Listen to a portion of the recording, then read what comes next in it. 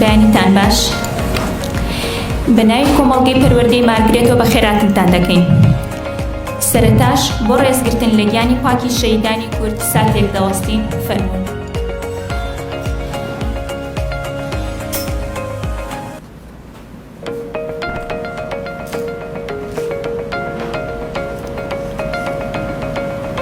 سپاس.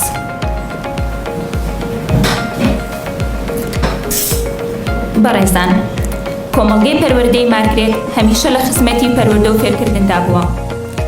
ئەمڕۆژ بۆ درێژەدان بۆ خزمەتە بە ئەرکی خۆی دەزانێت کە خەڵاتی ڕێزلێنان و ماندووبوون ببەخشێت بە خوێندکارە یەکەمەکان لەسەر ئاستی هەرێمی کوردستان. ئەویش بە دابینکردنی 11 ئایپاد لەسەر ئەرکی بەڕێز دکتۆر تەها ڕەسوڵ.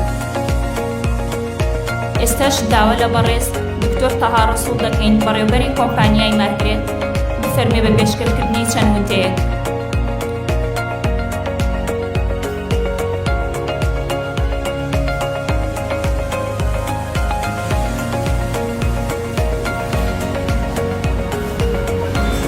بەڕێزان سڵاو.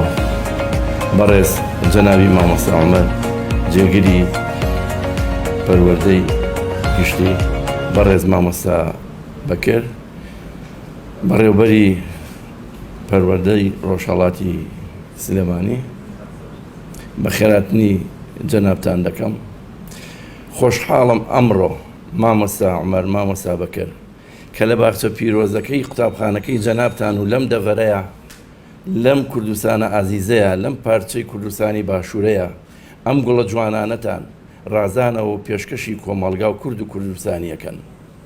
ئێمە سەربەرزین بە ئێوە کە نوێنەری پەروەردەن. هیوادارم چۆن سەرتان بەرزە و قەڵەمتان بەرزە ئاواش بتوانین نیشتیمان و ئەو گوڵە جوانانە بە بەرزی و بە پیرۆزی ڕاگرین. هیوادارین ئێمە وەکو کۆمەڵگای مەرگرێت تا بمێنێ نوری چاومان و هێزی پێمان لە خزمەتی پەروەردە و مامۆستا ئازیزەکان نابین. هیوادارم هەمومان یەک دەست یەک بیر و باوەڕ ئامادە بین بۆ بەرەو پێشخستنی کۆمەڵگا لە ڕووی زانون و زانستەوە.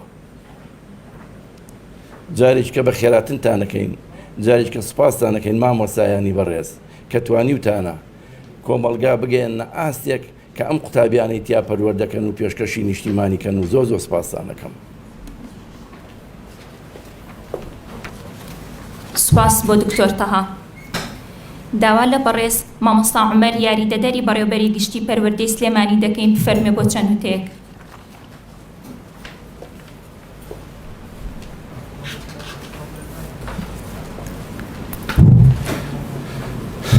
ئەم کاتتان باش. بە ناوی بەڕێوەبەرێتی گشتی پەروەردەی سلێمانی بە خێراتنی هەموو لایەکتان دەکەین. سوپاسی کۆمەڵگەی مارگرێت و بەڕێز دکتۆر تەها ڕەسوڵ دەکەین بۆ پێدانی ئەم خەڵاتانە بە ئەم خوێندکارە ئازیزانە. دیارە بەبێ ڕەچاوی ناوچەگەرێتی و ناوچەیی دکتۆر تەها خزمەتی هەموو شارەکانی کوردستانی کردووە. ئێوە کە لێرە دانیشتون هەمووتان ئەبێ ئەو ڕاستیە بزانن کە پاراستنی خوێندکاران ئەمساڵ بەشێکی گەورەی کەوتە ئەستۆی دکتۆر تەها ڕەسوڵ و خێرخوازی کەریمی عەلەکە، دەستگای خێرخوازی کەریمی عەلەکە. خۆی پەیوەندی کرد پێمانەوە هەر لە دهۆکەوە هەتا سلێمانی تا هەولێر 150,000 دەمامکی بۆ خولی یەکەم کە لەوانەیە هەمووتان بەشدار بوو بن لەو پێداویستە بەرتان کەوت بێ هەر لە دهۆکەوە هەتا گاتە گەرمیان هەتا گاتە خانەقین هەر هەمووی جەنابی دکتۆر تەها دابینی کرد و خولی دووەمیش بە هەمان شێوە هاوکاری کردوین. ئەمە بۆ خۆی بەڕاستی ئەرکێکی زۆر گرنگ و ئەرکێکی زۆر مهم کەوتە ئەستۆی دکتۆر تەهاوە کەوتە سەر شانی دەستگای خێرخوازی کەریمی عەلەکە بۆ پاراستنینەوەکانمان. بۆ خۆی ئەمە بیرکردنەوەیەکی واقعبینانەی لە هەموو دەستگاکانە سوپاسمان کردە. جارێکی کە سوپاسی دەکەین و ئێستش سوپاسی دەکەین بۆ ئەم کارە جوانە کە ئەنجامی داوە بۆ 11 یەکەمەکەی هەرێمی کوردستان. پرۆسەی پەروەردە پرۆسەیەش کە پێویستی بە هەموو کەسێکە. ئەگەر ئێمە بێت بکەینەوە حکوومەتی هەرێمی کوردستان بتوانێت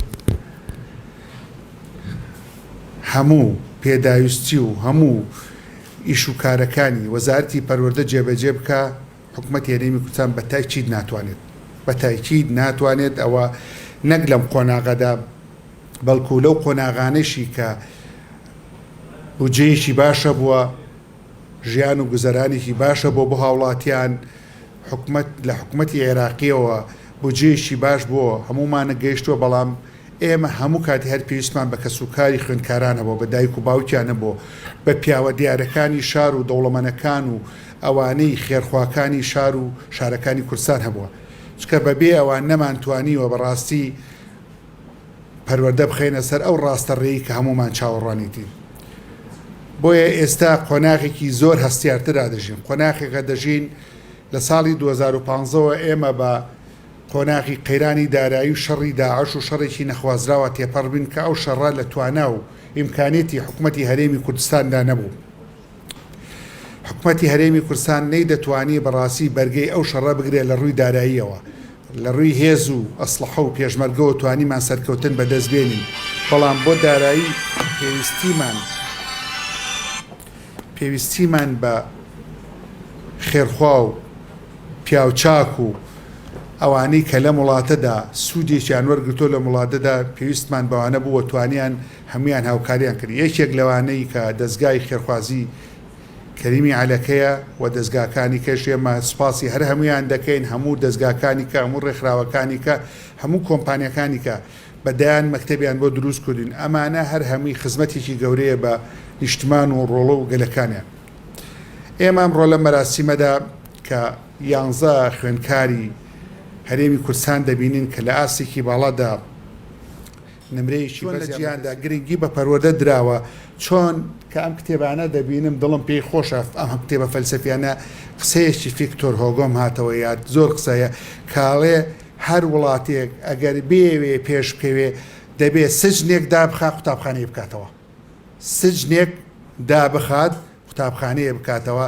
هیوادارم ئێمە ئەو قسەی ڤیکتۆر هۆگۆ لە دڵ و دەروونمانە، لە دڵ و دەرونی وەزارەتی پەروەردە ڕەنگ بداتەوە، بتوانین هەموو سجنەکان بکەینە قوتابخانە، هەموو سجنەکان بکەینە قوتابخانە بۆی بتوانین داهاتووی گەلەکەمان گەشتتر و سوپاسانەکەم بە خێراتنتانەکەم جارێکی کە بە ناوی بەڕێوەبەرێتی گشتیوە پیرۆزبایی لە هەمووتان دەکەین و سوپاسی دەستگای خێرخوازی کەریمی عەلەکە دەکەین کاوکاری کردین لە هەردوو خولەکەدا و سوپاسی جەنابی دکتۆر تەها ڕەسوڵ کە خۆیان خێزانێکی خوێنەواری پێشکەوتون خۆتان باشە زانن، کاک حەمەشوان خوشکەکانی هەر هەمویان لە ئاستێکی بەرز و باڵادان یەکێکن لە پرۆفیسۆرەکانی ئەم وڵاتە خزمەتێکی باشیان بەم وڵاتە کردووە.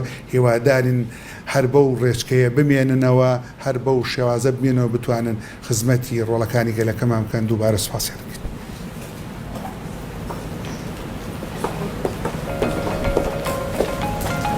سوپاس بۆ مامۆستا عومەر.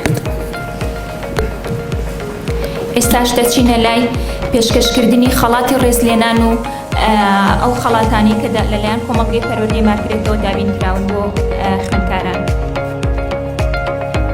دووبارە داوا لە مامۆستا عومەر دەکەین فەرمی بۆ پێشکەشکردنی خەڵاتی ڕێزلێنان بۆ خوێندکار ڤانیا شێرکۆ حسێن.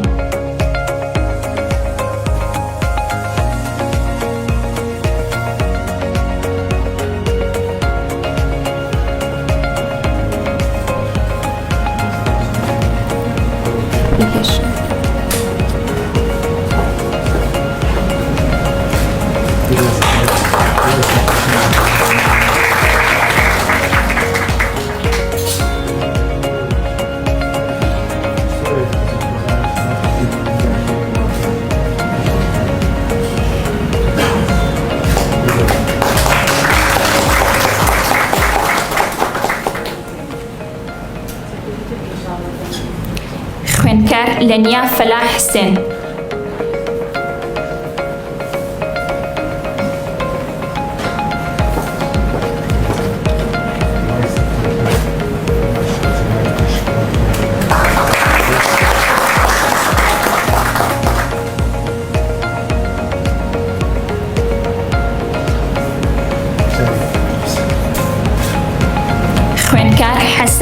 ئامانج بورهان.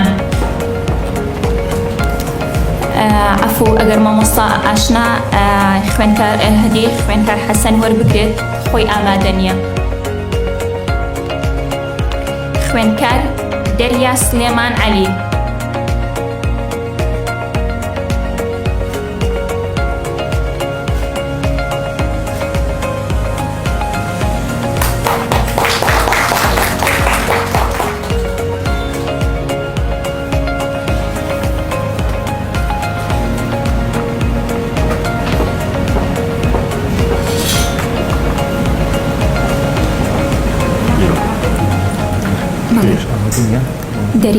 دەریا ئامادە نییە. مامۆستا شوێنێ عەفو فەرمی پێشکە بۆی وەرگریت.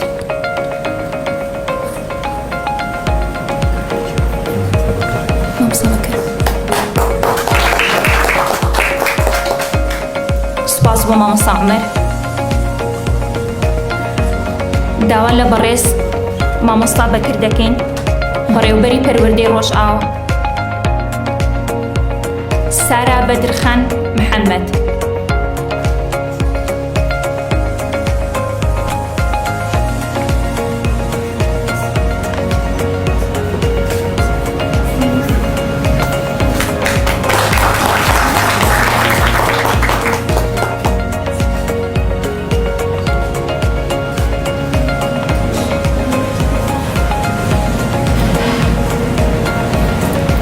خوێندکار دەرباس ئیسماعیل محەممەد.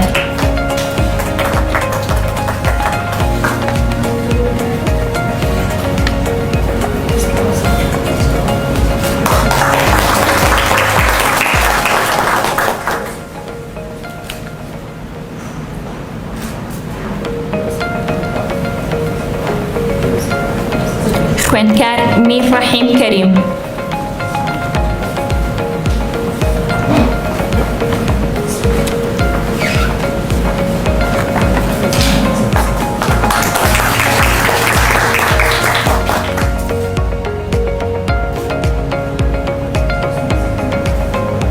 خوێندکار لەنجە هیدایەت عەبدوڕەحمان.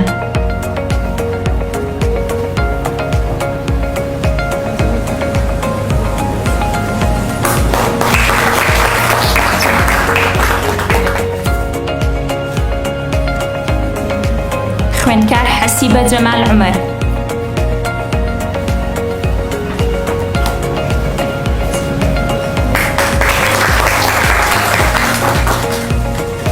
خوێندکار زەینەب عەبدولکەریم ئەحمەد.